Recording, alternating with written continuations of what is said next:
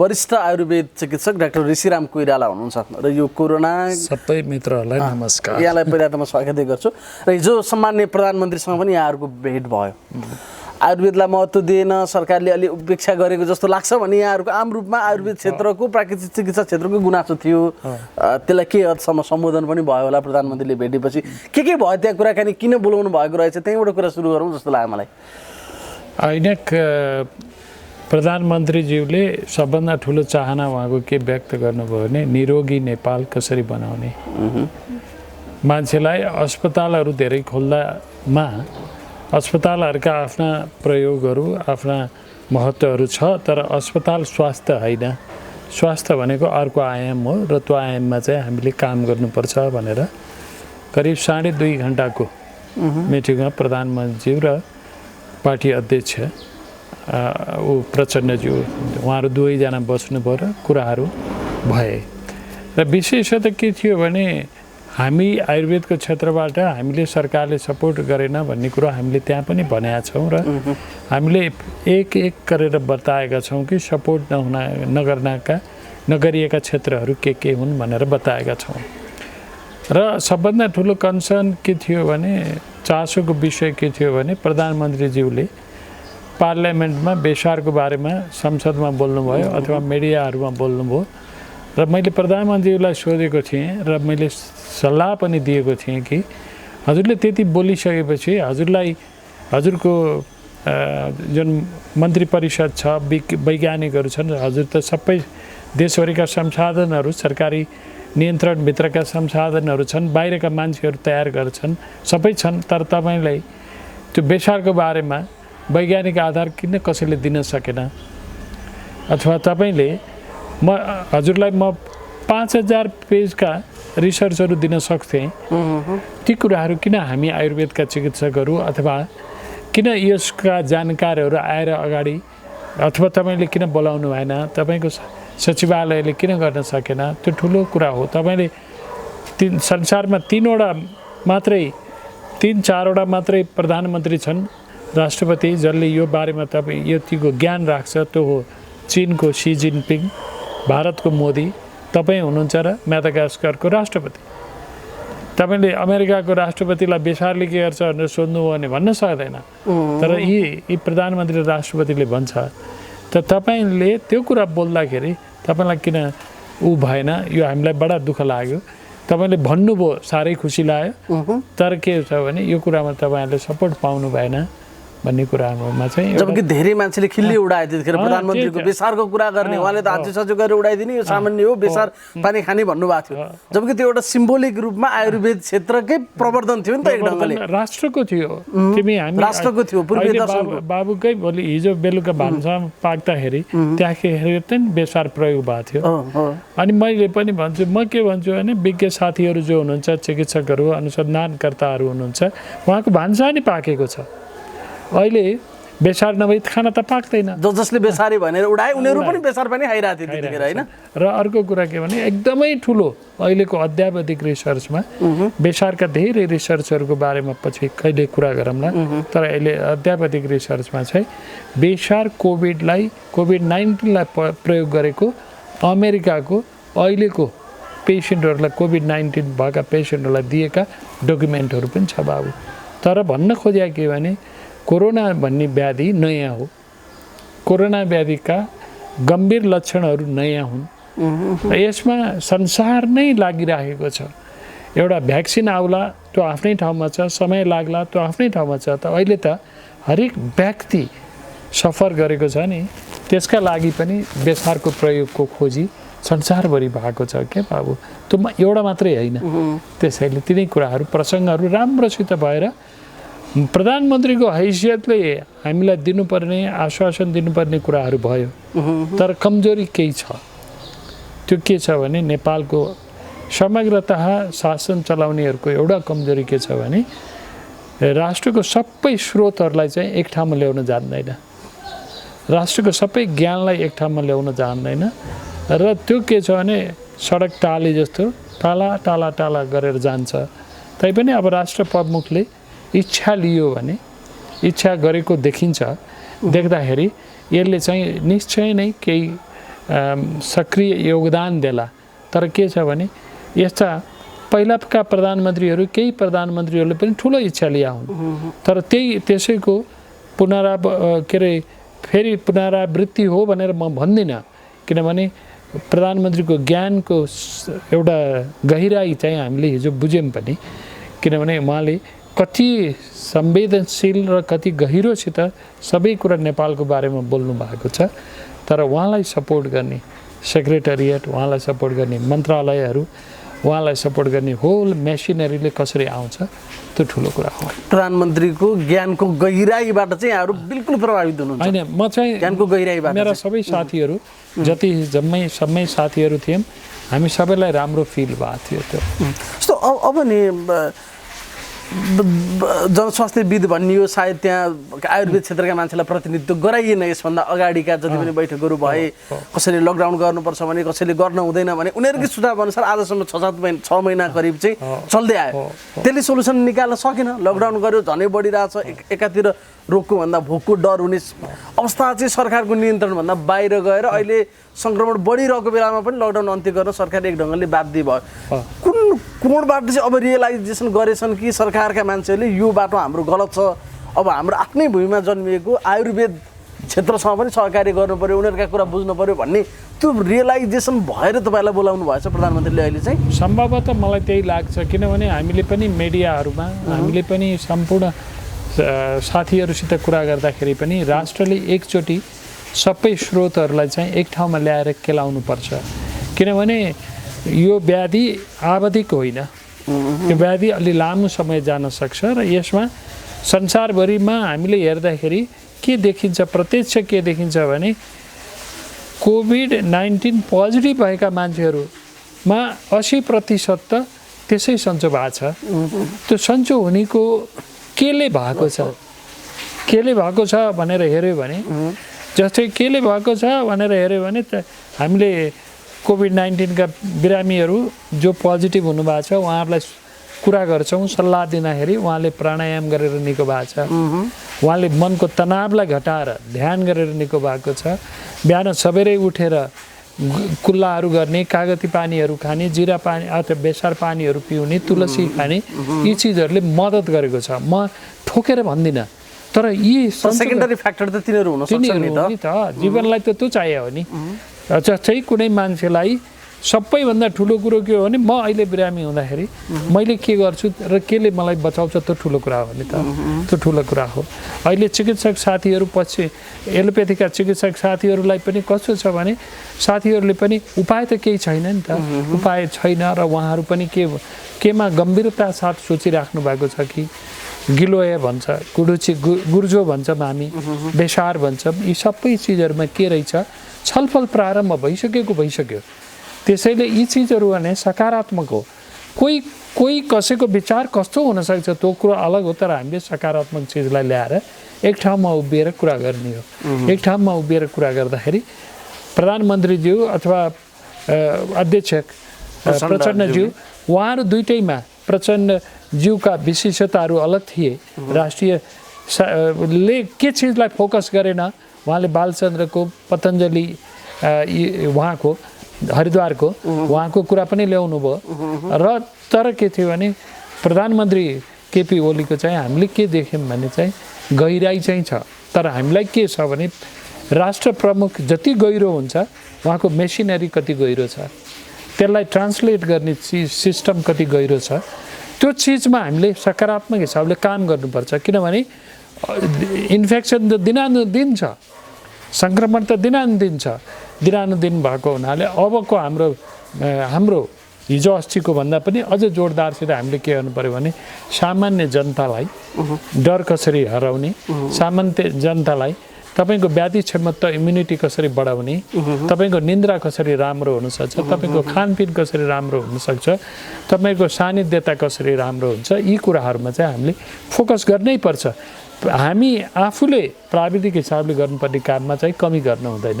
जस्तो प्रधानमन्त्रीले तपाईँहरूलाई भेट्नुभन्दा अगाडि मनोचिकित्सकहरूलाई पनि भेट्नुभयो अघिल्लो दिन, भनेको अब चाहिँ बिस्तारै आत्मिक शान्तितर्फ होइन, त्यो मनलाई शान्त बनाउनेतिर, हाम्रै आयुर्वेदको खोजतिर, यसैले पो ठिक हुन्छ कि भन्नेतिर प्रधानमन्त्रीको ध्यान गएको भन्ने त्यसलाई हामीले साङ्केतिक रूपमा बुझ्न सक्छौँ होइन यो कुराले? बाबुलाई म के भने त्यो चाहिँ वस्तुस्थिति र परिस्थितिलाई के भने महसुस गरिएको भन्नुपर्छ। किनभने मैले अघि भने 80% मान्छेहरूले के गरेको छ, यहाँको मात्रै कुरा होइन, अमेरिकामा जो सुरक्षित भयो, भारतमा भयो, चाइनामा भयो, चाइनाको राष्ट्रपतिले त्यत्रो राम्रोसित 60% भन्दा बढी ट्रेडिसनल मेडिसिनले मद्दत गरेको छ भन्नुभयो।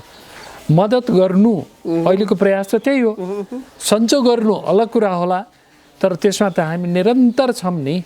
मैले कुनै कुरा बोलेर यसले सन्चो हुन्छ भन्नु मेरो प्राविधिक दक्षता होइन, म मनोरञ्जन त्यो कुरा गरेर त भएन।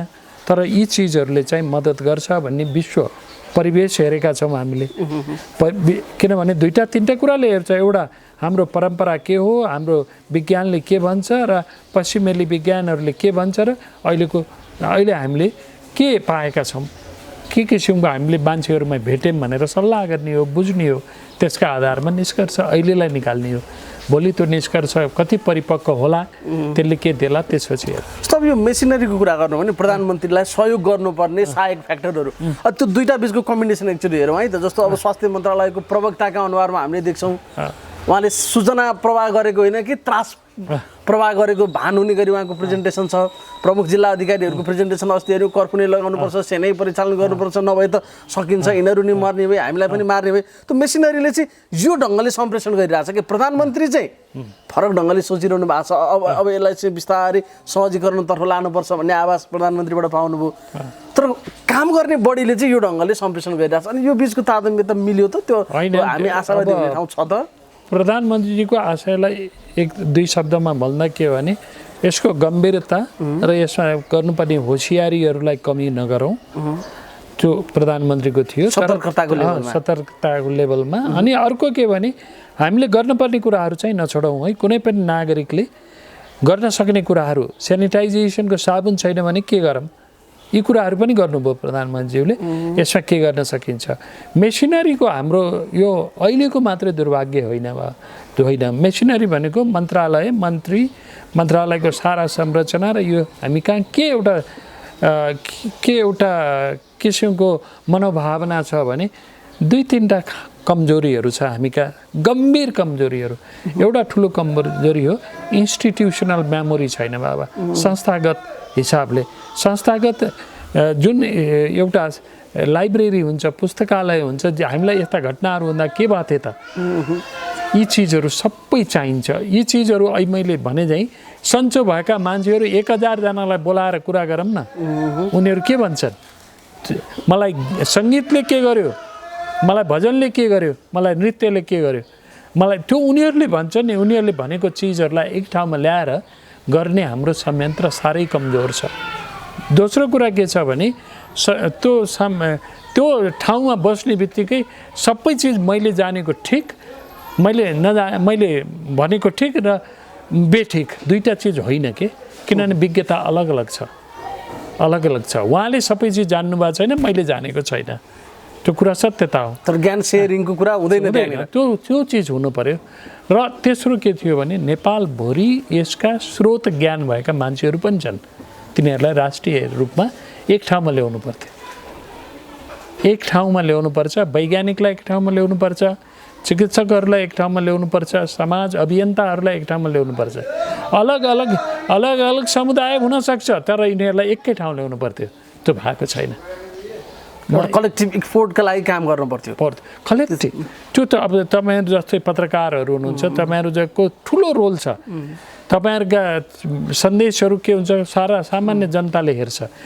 त्यतिखेर तपाईँहरूले अनुभव गरेका कुरा कसैले तपाईँलाई बोलाएर सोध्यो कि तपाईँहरूले के अनुभव गर्नुभएको छ, तपाईँहरूका आफ्ना अनुभवहरू छन् नि, ती चिजहरूको कलेक्टिभ एफोर्ट छैन।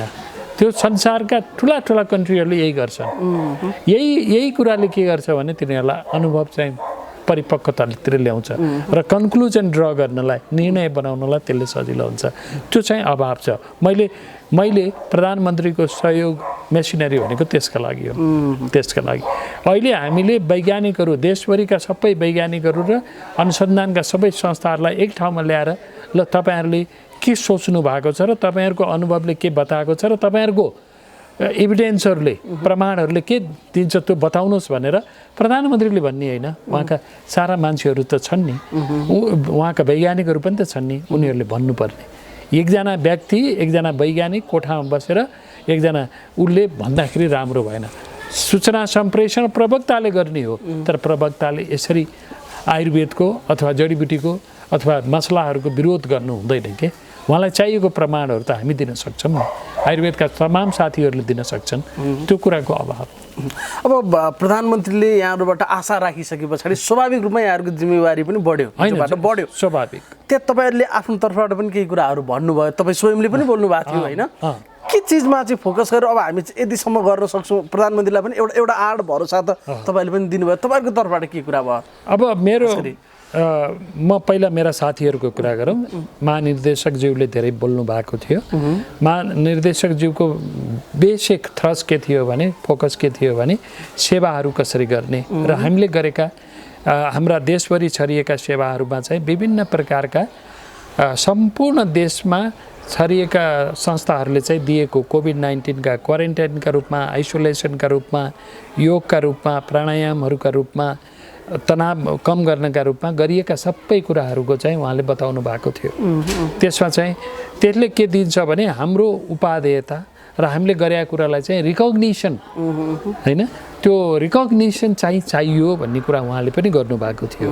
र अर्को के थियो भने उहाँको फोकस के थियो भने हाम्रा भएका अहिलेका संस्थाहरू जति छन् ती संस्थाहरूमा आर्थिक रूपले प्राविधिक रूपले असाध्यै कमजोर अवस्थामा पारिएको छ। देशमा स्वास्थ्यको टोटल बजेटको जम्मा 2.5% जति मात्रै बजेट जान्छ, त्यो बजेटले हामीलाई सञ्चालन गर्न गाह्रो भएको छ। हामीले जस्तै कुनै औषधि, एकजना चिकित्सक नरदेवी आयुर्वेदको प्रमुखले भन्नुभयो, जस्तै ज्येष्ठवासादि चूर्ण हामीलाई उहाँले चाइनामा भएको, अमेरिकामा भएका यी प्रमाणहरू बताउनुभयो र भन्नुभयो यदि सरकारले हामीलाई केही र धनराशि दियो भने हामी 50,000 मान्छेलाई बाँड्न सक्छौँ निःशुल्क, त्यो पनि हामी सक्छौँ।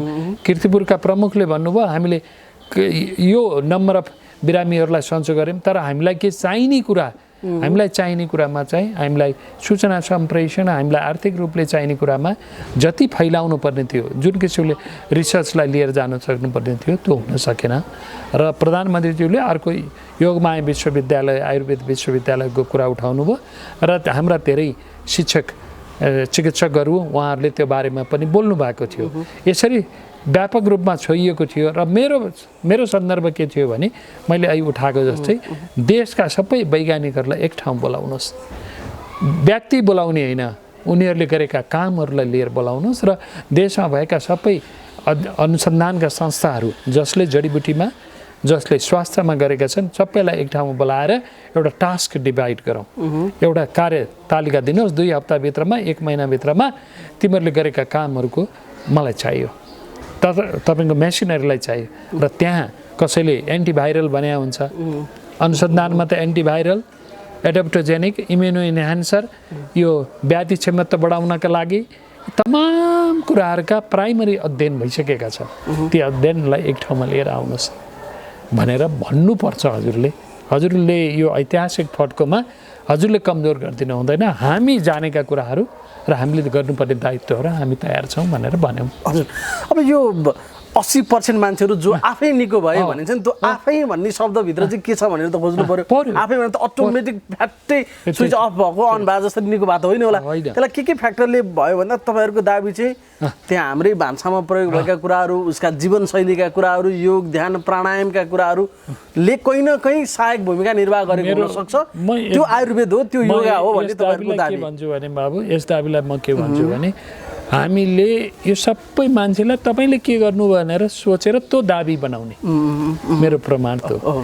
अहिले हामीले एउटा अनुसन्धान थाल्न थालेका छौँ, त्यो चाहिँ हामी कोरोना भइसकेर सन्चो भएका मान्छेहरूका बिचमा व्यापक हामीहरूको योजना के छ भने 15,000 स्वास्थ्य अनुसन्धान परिषदबाट त्यसलाई प्रमाणित भइसकेपछि हामी 15,000 मान्छेलाई अन्तर्वार्ता लिन्छौँ। उनीहरूलाई 6 महिनापछि पनि लिन्छौँ, 3 महिनापछि पनि लिन्छौँ। र किनभने पोस्ट कोभिड क्राइसिस भनेर अमेरिकामा भनिएको छ, युरोपमा भनिएको छ, कोभिडबाट सन्चो भइसकेपछि पनि म के गर्ने भनेर मान्छे अतालिएको छ र मैले यो कुरा गरेको ठिक थिएन भनेर प्रमाण पनि खोजेको छ। त्यो प्रमाण दिने पनि प्राविधिकहरूले हो, चिकित्सकहरूले हो। जस्तै मैले यो के हुन्छ भने म क्राइसिसमा यो कुरा गर्छु बाबु, मलाई भोक लागेको बेला म केही खान्छु, तर मलाई भोलिपल्ट के हुन्छ भने मैले खाएको कुराले के गर्यो शरीरमा भन्ने हुन्छ नि, त्यो हुन्छ। त्यो कुरोको प्रमाण दिनुपर्ने। प्राणायामकै बारेमा बोल्नु पऱ्यो भने म 5 घन्टा बोल्न सक्छु। म सामान्य मान्छेलाई भाषा सम्झाउने गरेर सिकाउन सक्छु। मेरा तमाम साथीहरूले, योगका साथीहरूले सिकाउन सक्नुहुन्छ। तर त्यसले कहाँ गरेर के प्रमाण गर्छ भन्ने कुरो प्रमाण छ, विश्वमा प्रमाण छ। ती कुराहरू बोलौँ। तैपनि कोभिड हाम्रा लागि नयाँ हो, यसको जीवाणु कारण पनि नयाँ हो, यसको लक्षणहरूको समूह पनि नयाँ हो। त्यसैले हामीले हाम्रो ज्ञानलाई परिपक्व गर्दै लानुपर्छ। हामीले ठोकेर भन्न हुँदैन अहिले। तर पनि त्यो चाहिँ किन भयो त भन्ने एउटा अनुसन्धान होइन, त्यो अनुसन्धान विषय त त्यसलाई त्यही त ठुलो कुरा हो। त्यही हिजो हामीले भनेका त्यही कति मान्छेहरू हाम्रा आयुर्वेद चिकित्सक, योग साथीहरूका प्राकृतिक चिकित्सक कहाँ आएर सिक्नुभयो। कति मान्छे घरमै बसेर त गर्नुभएको छ। कति मान्छेहरूलाई अनलाइनमा योगका शिक्षकहरू, आयुर्वेदका शिक्षकहरू, अन्य शुभेच्छुकहरूले पनि त सिकाउनु भएको छ। त्यो पनि त सिकाइएको। तपाईँलाई एउटा घटना बताउँ के भने कोभिड-19 को पोजिटिभ लक्षण भयो, उहाँलाई ज्वरो आयो। ज्वरो आएको 5 दिनपछि मलाई फोन गर्नुभयो, उहाँ परिचित मान्छे। र मैले एउटै कुरा भने उहाँलाई यी खानपिनहरू सबै बताइसकेपछि उहाँलाई मैले भोलिपल्ट फोन गरेर भने डाक्टर साहबहरूले भनेको एउटै कुराले मलाई यति ठुलो प्रभाव गर्यो, भोलिपल्टै म 40% कम भएको महसुस गरेँ। त्यो हो सङ्गीत भन्नुभयो। अनि त्यसपछि हास्य, व्यङ्ग। मैले 4 घन्टा सङ्गीत, मैले 4 घन्टा मलाई मनपर्ने गीत, अनि मैले 2 घन्टा हास्य व्यङ्ग सुनिरहेको छ। त्यसपछि मलाई भोलिपल्टै फरक भयो भन्नुभयो। त्यो नि त प्रभाव हो नि बाबु, त्यो ठुला कुरा। जस्तो आजसम्म चाहिँ अलिकति हामीले यसलाई विश्लेषण गर्दाखेरि आसभन्दा त्रास बढी देखाइन्छ क्या। अब यसले त झन् अर्को इफेक्ट हामीलाई गर्यो। यसले त झन् यसलाई न्यूनीकरणतिर होइन कि यसले त एउटा भयावहतर्फ, आतङ्कतर्फ मान्छेलाई मनोवैज्ञानिक रूपमा विक्षिप्ततातर्फ, किनभने यसको प्रमाणको रूपमा जुन ढङ्गले सुसाइड रेटहरू बढ्यो, मान्छेले चाहिँ डिप्रेसनका औषधिहरू खान थाल्यो भनेको हामीले जे प्रयोग गर्यौँ यो गलत रहेछ भन्ने संश्लेषणमा हामी अहिले पुग्दा त ठिक हुन्छ नि। अब अहिले त्यसलाई बिल्कुल त्यसलाई विचारमा राखेर गर्नुपर्छ। र हामीले के विचार गर्नुपर्छ भने होसियारीका बताइएका निर्देशनहरूलाई पनि लापरवाही नगर है भन्नुपर्छ। त्यो चाहिँ छोड्न हुँदैन। तर त्यसबाहेक जीवनका अरू पक्षहरू छन् जसले, जस्तै मान्छे म भन्ने गर्छु, मैले स्विडेनमा लेक्चर दिँदाखेरि वहाँ मलाई प्रोफेसरहरूले साइन्टिस्टहरूसित बसेर कुरा हुँदाखेरि उनीहरू भन्थे 5 मिनट रिसायो भने 15 किलोमिटर बल खर्च हुन्छ, त्यत्रो ऊर्जा खर्च हुन्छ। मान्छे ऊर्जाको एक प्रकारको संश्लेषण हो, त्यत्रो खर्च हुन्छ भने यदि मान्छेलाई हामीले त्यो 1 घन्टा डराएको मान्छेलाई 10 मिनटमा झार्न सक्यौँ भने ठुलो इम्युनिटी बढ्छ। त्यसैले हामीले के भने होसियारीका साधनहरू गर, तर आफूले पर्ने कामहरू, आफ्नो संवेदनशीलता, आफ्ना परिवारहरूसित, आफ्ना साथीभाइसित आफूले गर्ने जे सम्भव छ त्यो काम चाहिँ नछोड। गर्नुपर्ने योग ध्यानहरू सबै गर, सकारात्मक विचार राख भनेर त छोड्न भएन। तर 6 महिनाको यो डरले त कत्रो असर गर्यो होला त। त्यसरी हेर्ने हो भने अब त हाम्रो भएको रोग प्रतिरोधी क्षमता पनि पुरा ह्रास भएछ, नष्ट गरेछ नि त। त्यसरी हेर्ने हो भने त्यसमा पनि हामीले के गर्यौँ भने हामीले तपाईँको हजुरआमालाई तपाईँले सोध्नुहोस्, हजुरबालाई तपाईँले सोध्नुहोस् लसुनले के गर्छ। लसुन हाम्रो भान्सामा छ। तपाईँलाई रुगा लाग्यो भने के भन्नुहुन्थ्यो? ज्वानो पानीको बाफले भन्नुहुन्थ्यो, पानी खा भन्नुहुन्थ्यो, मरिच खा भन्नुहुन्थ्यो, अदुवा खा भन्नुहुन्थ्यो। त्यो हजारौँ वर्षको विश्वासलाई एकैचोटि आएर केही साथीहरूले के भनिदिनु भने यो ठिक छैन भन्नुभयो। यो भन्न हुन्थेन। म के भन्छु भने यसले कोभिड ठिक नगर्ला, त्यो आफ्नो ठाउँमा छ, म ठिक भनेर भन्दिनँ। तर यसले व्याधि क्षमत्व र यसले शरीरमा हुने विषादीहरूको अवस्था यसले चाहिँ कम गर्छ। अहिलेको औषधि नै भने पनि त रोग प्रतिरोधी क्षमता बढ्नु पर्यो भन्ने त हो अहिलेको। त्यो त्यसले बढाउँछ भनेपछि त अटोमेटिक रूपमा त्यसले निको गर्छ, त्यो औषधि हो भन्नै परेन। त्यसले त आफै मान्छेलाई ठिक हुने भयो। तर जस्तो अहिले नि हामीले भन्दाखेरि अब भ्याक्सिन कहिले आउँछ, भ्याक्सिन नआउने जेलसम्म लकडाउन गर्नुपर्छ रे, भ्याक्सिन कसले बनाएर खालि यो ढङ्गको मात्र सम्प्रेषण भइरहेछ क्या यही हो त अन्तिम विकल्प समाधान कसले भ्याक्सिन बनाउँछ कहिले आएर हाम्रो शरीरमा खोपिहालौँ भनेर कुर्नुपर्ने यो ढङ्गले मान्छेलाई चाहिँ एकाग्र बनाइएको छ नि त सम्प्रेषण यो ढङ्गले भएको छ यो गलत छ कि सही छ त त्यसो होइन यसका दुईटा पक्षलाई म बाबुलाई एकदमै स्पष्ट कुरा गर्छु भाइरस चाहिँ म्युटेटिङ अर्गानिजम हो यो वातावरण परिस्थिति र समुदाय र त्यो समुदायको जिनसित मिलेर के गर्छ भने यसले स्वभाव परिवर्तन गर्छ अहिले बनाइएको भ्याक्सिन जुन हुन्छ त्यो भ्याक्सिनहरू सबै यही कोरोनाको कोभिड-19 का भाइरसहरूका लागि सबैलाई प्रतिकारी नहुन सक्ने डर धेरै छ यसको प्रयास वैज्ञानिकहरूले बुझेका छन् जस्तै चाइनामा भएको कोभिड-19 को भाइरस र अमेरिकामा भएको बेलायतमा भएको र इन्डियामा अथवा नेपालमा भएको एउटै प्याटर्न छैन यसका लाक्षणिक प्याटर्नहरू पनि एउटै छैनन् ग्रसमा एउटै छ तर त्यहाँ भिन्न भिन्न प्रकारका स्वभावहरू देखिएको छ लक्षणको हिसाबले र त्यो भाइरसको स्वभाव पनि परिवर्तन हुँदै गएको छ त्यसैले कहीँ समुदायहरूमा त्यसले प्रयोग राम्रो गर्न सक्छ कहीँमा चाहे जस्तो नगर्न नि सक्छ त्यसैले मेरो आग्रह के रहन्छ भने भ्याक्सिन आउन टाइम लाग्ला वैज्ञानिकहरूले अथक प्रयास गरेका छन् ती संसारभरिका वैज्ञानिकले गरेका छन् भारतीय वैज्ञानिकदेखि लिएर अमेरिकनहरू यो बेलायतीहरू चाइनिजहरू जापानिजहरू सबैले गरेका छन् तर अर्थ के हुन्छ भने यिनीहरू आउनलाई टाइम लाग्छ र यिनीहरूको प्रभावकारिता अझै के अरे सुरक्षा सेफ्टी मेजर्सहरू अहिले हेरिँदैछ यो काफी समय लाग्न सक्छ त्यसैले हाम्रो आफ्नो भ्याक्सिन हाम्रो इम्युनिटी भने हाम्रो भ्याक्सिन हो हाम्रो स्वभाव हो र हाम्रो मनोविज्ञान हाम्रो जीवनशैली हाम्रा सम्बन्धहरू हाम्रा भावनाहरू यी सबैले हामीलाई इफेक्ट गरेको छ त्यसतिर अहिले फोकस गर्नुपर्छ सरकारका सर्टेन निकायहरूले भ्याक्सिनमा फोकस गर्लान् त्यो जरुरी हुनसक्छ तर हामीले चाहिँ आम जनताले आम विज्ञहरूले र वैज्ञानिकहरूले यसमा पनि फोकस गर्नुपर्छ भनेको हामीले चाहिँ आफ्नै शरीरलाई नै भ्याक्सिन मान्न पर्छ त्यसमा के भने प्रतिरोध क्षमताहरू विकास गर्नुपर्छ यो प्रतिरोध क्षमता विकास गर्ने तरिकाहरू छ यी तरिकाहरूमा सोच नै ठुलो कुरा हो र सोच चाहिँ व्यवहार ठुलो कुरा हो दैनन्दिनी ठुलो कुरा हो व्यवसायहरू ठुला कुरा हुन् र सरकारले जुन एउटा गम्भीरतापूर्वक लकडाउनहरू खोलेको छ खोल्नुपर्छ नखोल्दाखेरिको हुने आर्थिक पीडा जुन छ र खान नपाउनेको पीडाले इम्युनिटी घट्छ र त्यहाँ सरकारले पुर्याउन सक्ने सेवा देखिँदैन सेवाहरू त्यहाँ पुगेका छैनन् अब त्यो मेरै आफ्नै यही अफिसमा 85 जना मान्छेहरू घर बसेका छन् मैले दिन सक्ने भनेको मैले दिन सक्छु नसक्ने भनेको कुरा त मैले सक्दिनँ त कुन किसिमको तनाव भएको छ त्यो कुराहरू चाहिँ महत्त्वपूर्ण हुन्छ अब जस्तो आयुर्वेदिक चिकित्साको क्षेत्रबाट हेर्दाखेरि कृतिपुरले गर्यो उपचार एकदम सक्सेस रेट छ होइन अरूको पनि राम्रा कुराहरू आइरहेछ अब यहाँहरू पनि आफै संलग्न रहेर या यहाँको सम्पर्कबाट भएका कुराहरू चाहिँ कस्तो छ त अहिलेसम्म यहाँहरूको अनुभवले यसको सक्सेस रेटमा कस्तो प्रभाव पारेको छ के भएको छ त यहाँहरूले उपचार पद्धति अनुसार चाहिँ मैले के भन्नुपर्छ भने बाबु यी सबै प्रकारका हेर्दाखेरि यसले सकारात्मक पाइला दिएको छ कुनै पनि वैज्ञानिकहरूले कुनै विषयवस्तुमा लगानी गर्दा त्यो अन्त्यमा गएर असफल हुने सम्भावनाहरू धेरै छ नत्र संसारका वैज्ञानिकहरूले एकै वर्षमा 100 औषधिहरू निकाल्थे होलान् 100 प्रक्रियाहरू निकाल्थे होलान् त्यो सम्भव छैन तर अहिले देखियो के छ भने मान्छेमा यी चिजहरू आयुर्वेद योग र खानपिन मनोविज्ञान मनोपरामर्श यी चिजहरूले मद्दत गरेको प्रमाणहरू छ तर यी प्रमाणहरूलाई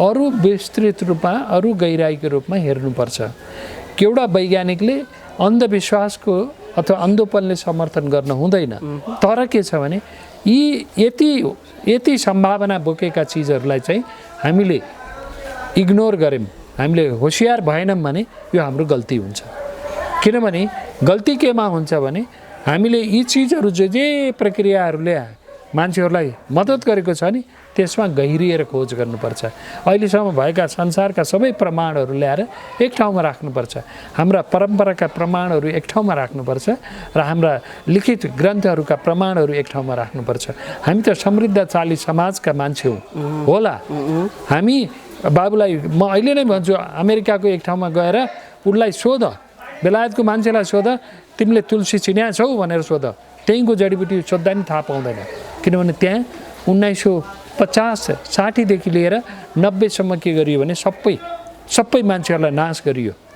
सांस्कृतिक क्रान्ति फ्रान्समा भएपछि करिब 1900 को बिगिनिङदेखि नै के भयो भने यस्ता ज्ञान भएका मान्छेहरूलाई मारिएको हो। तर यो रसियामा त्यस्तो छैन, फेरि चाइनामा त्यस्तो छैन, जापानमा त्यस्तो छैन, किनभने यी मान्छेहरू त्यहाँ अद्यावधिक ज्ञान भएका मान्छेलाई नै सकाइदियो, त्यसपछि त्यो हस्तान्तरण भएन नि, ज्ञानै हस्तान्तरण भएन। जस्तो अब यतिखेर हाम्रो आयुर्वेदलाई विश्वव्यापी रूपमा लैजाने पनि एउटा गोल्डन अपर्च्युनिटीको रूपमा लिने कि नलिने हामीले? यसलाई मेरो 27 वर्षको अनुभव छ बाबु। मेरा जस्तै अन्य साथीहरूको जसले अन्तर्राष्ट्रिय संस्थाहरूमा बसेर काम गरेको र अन्तर्राष्ट्रिय जगतमा गएको र मेरो यही केन्द्रमा 122 देशका मान्छेहरू आउँछन् उपचार गर्न 20 वर्षदेखि। हाम्रो अनुभवको आधारमा अहिलेको एउटा कार्ययोजना बनाउन सकिन्छ। स्वास्थ्य टुरिज्मको लागि हामीले काम गर्नुपर्छ र हाम्रा भारत सरकार अथवा चीन सरकारले आफ्ना सबै मेसिनरीहरू विदेशमा भएका मेसिनरीहरूमा एक ठाउँहरू त मेसिनरीहरूको मुख्य काम यही हुन्छ, त्यो देश भएको सम्पदाको बारेमा प्रचार गर्ने। त्यो देशमा भएको सम्पदा भनेको आयुर्वेद यो देशको सम्पदा हो, हिमाल यो देशको सम्पदा हो, यो बारेमा अब हाम्रा मेसिनरीहरूले काम गर्नुपर्छ। यो मैले भन्न थालेको 20 वर्ष भयो, तर हुन सकेको थिएन र म आशा गर्छु नेपालका सबै विदेशमा भएका नियोगहरू जति छन् नि यिनीहरूले यसमा फोकस गरून्।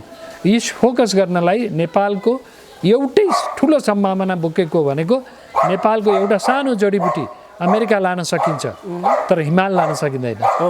ज्ञान मात्रै लगेका छौँ हामीले, अब हामीले वस्तु लानु पर्यो, त्यसैले यसमा ख्याल गर्नु। हजुर, अब अलिकति जनसाधारणका लागि ठ्याक्कै यसैले निकै हुन्छ भनेर त ग्यारेन्टी गर्न सकिएन, यद्यपि यसले सकारात्मक नतिजा दिन्छ। यो खालको जीवनशैली अपनाऊ, यी चिजहरू खाना खाऊँ जुन चाहिँ हाम्रो घरेलु हाम्रै भान्सामा या हाम्रो सहज उपलब्धतामा छन् ती चिजहरू के सजेस्ट गर्नुहुन्छ तपाईँ? म के सल्लाह दिन्छु भने पहिलो बिहान सबेरै उठेर घरमा तोरीको तेल होला, अन्य कुनै राम्रो खालको तेल छ भने त्यसलाई 5 मिनट जति कुल्ला गर्नुहोस्। यसले के गर्छ भने त्यो लिम्फेटिक ग्ल्यान्डहरूलाई शोधन गर्छ। त्यसपछि नुन पानीले कुल्ला गर्नुहोस्।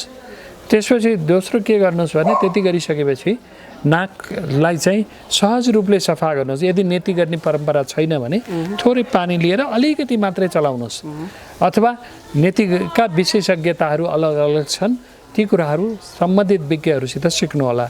योगका विज्ञ, प्राकृतिक चिकित्सा, आयुर्वेद चिकित्साका विज्ञहरूसित सिक्नुहोला, अथवा अन्य व्यक्ति अनुभवी व्यक्तिसित सिक्नुहोस्। जस्तै डाक्टर सुन्दरमणि दीक्षितले भन्नुभएको छ र म के आग्रह गर्छु भने यसको बारेमा 2टा बेलायतमा ठुला अध्ययन भएर यी चिजहरूले मद्दत गरेको छ, यो कुरा गर्नुहोस्। तेस्रो, मनोवैज्ञानिक रूपले मैले अहिले भनेका तनावलाई कसरी कम गर्ने भन्ने कुराहरूमा चाहिँ सङ्गीत हुनसक्छ, भजन हुनसक्छ, पाठ हुनसक्छ, मन परेको किताब हुनसक्छ, मन परेका आर्टिकलहरू लेख्ने गर्नुहोस्, सुन्ने गर्नुहोस्, यो राम्रो हुन्छ। के गर्दा आफूलाई आनन्द हुन्छ त्यो गर्नुहोस्। अनि अर्को के भने योगका विभिन्न विधाहरू छ, 3 चिजहरू योग भयो, आसन भयो, प्राणायामका विभिन्न कुराहरू गरौँ। यति गरिसकेपछि म के सल्लाह दिन्छु भने समुचित मात्रामा, उचित मात्रामा बेसार, अदुवा, लसुन, मरिच यस्ता मसलाका विभिन्न प्रकारहरूका काँडा बनाएर, चिया बनाएर, यो सबै बनाएर पिउनुहोस् दिनमा। त्यसले के गर्छ भने शरीरमा व्याधि क्षमता बढाउनलाई मद्दत गर्छ। त्यसपछि अनि तुलसी भयो, गुर्जो भयो, अनि यस्तै प्रकारका जडीबुटीहरू धेरै छन्, असुरो भयो, अनि यी सबै प्रकारका औषधिहरू जुन छ यिनीहरूका चिकित्सकहरूसित सल्लाह गरेर, आयुर्वेद चिकित्सकहरूसित सल्लाह गरेर अनि सबै कुराहरू चाहिँ गर्नु होला। त्यही सल्लाह। यसले चाहिँ रोग प्रतिरोधी क्षमता बढाउनलाई सहयोग गर्ने चिजहरू गर्नलाई नि मद्दत गर्छ। हुन्छ, साह्रै महत्त्वपूर्ण समय दिनुभयो, हजुरलाई धेरै धेरै धन्यवाद छ। ल त बाबु, ल हस्, धन्यवाद।